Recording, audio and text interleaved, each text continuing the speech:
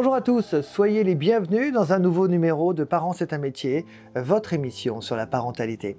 À la naissance d'un enfant, avec le partage des responsabilités, des désaccords, vous l'avez peut-être vous-même vécu, peuvent s'installer au sein du couple à propos notamment de l'éducation des enfants. Et des petites phrases peuvent alors s'échapper de la bouche de l'un ou de l'autre des parents, genre « laisse-moi faire, tu ne sais pas ». C'est ce que l'on appelle l'infantilisation des parents. Comment réagir face à cela? Quel est le danger si cela perdure? Et l'enfant dans tout cela? L'infantilisation mutuelle des parents, ça commence maintenant avec notre psychologue Véronique Montet.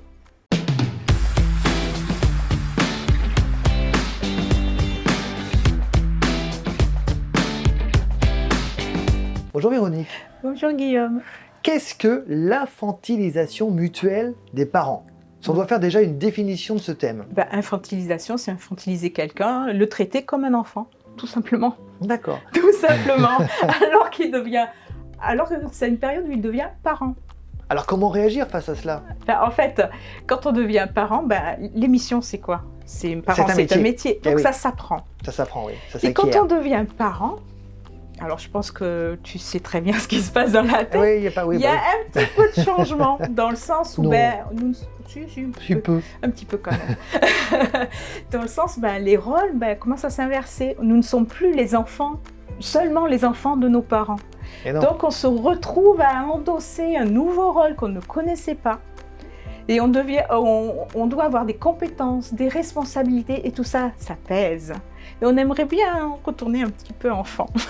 Avoir en tout cas les réponses à toutes nos questions. Mais bon, évidemment, on prend de suite nos responsabilités, on n'attend pas de mûrir. On est déjà prêt. En général, quand on a eu un enfant, c'est qu'on est prêt à être parent.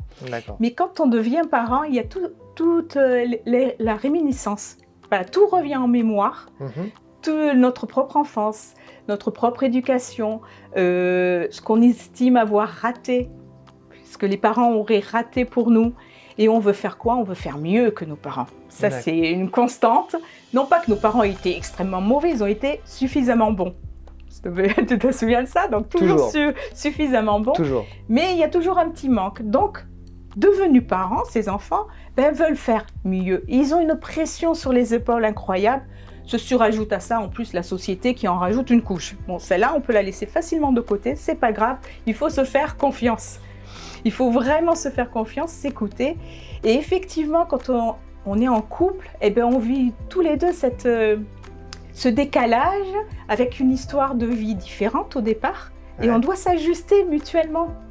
Et des fois, on a envie de contrôler en fait notre environnement. Donc, quand l'autre n'est pas totalement en accord avec nous-mêmes, tu ne sais pas. Tu ne sais pas faire. C'est beaucoup plus facile. Laisse-moi faire, tu sais pas faire. Laisse-moi faire, moi je vais le faire et puis ça va être bien fait. Allez, va faire un tour, va promener le chien, tout ça. Voilà. Pas forcément agréable d'ailleurs. Mais non, c'est pas agréable parce que c'est presque pulsionnel. C'est vraiment quelque chose qui sort de beaucoup plus loin d'une histoire personnelle, mais on est à deux à élever un enfant, donc il va falloir s'accorder. C'est un accordage, comme on le fait avec notre enfant, un accordage affectif.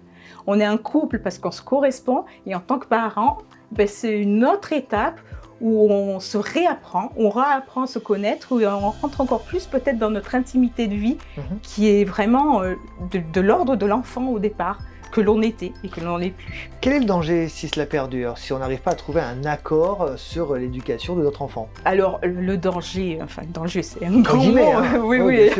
Mais le danger, c'est la séparation au bout d'un moment, ou les conflits permanents. Et là, c'est une répercussion quand même assez directe sur l'enfant. Ce qui compte, c'est que les parents sachent faire la différence entre eux, leur découverte d'eux-mêmes finalement, parce qu'on se découvre toute notre vie, on évolue, mais on se questionne aussi sur ce qu'on est et ce qu'on veut faire. Donc pouvoir être ensemble, et puis l'enfant qui arrive, qui lui est neutre, lui il va construire une autre histoire, et c'est eux qui vont l'accompagner dans cette histoire, c'est eux qui vont marquer ses premiers pas. Donc c'est sûr que les parents, il vaut mieux qu'ils s'entendent, qu'ils fassent des compromis. À un moment donné, ils ne sont plus enfants, ils sont adultes. Et l'adulte est capable de raisonner. Il n'est pas juste des pulsions, des désirs, il est aussi quelque chose de concret et voilà, de réfléchi. Voilà. Il ne se laisse pas porter par ses émotions, tout simplement. Eh bien, ce sera sur cette phrase que nous allons nous quitter en te remerciant bien pour toutes ces informations. Véronique, on te retrouve évidemment très vite pour de nouvelles informations. Où ça, dans Parents, c'est un métier.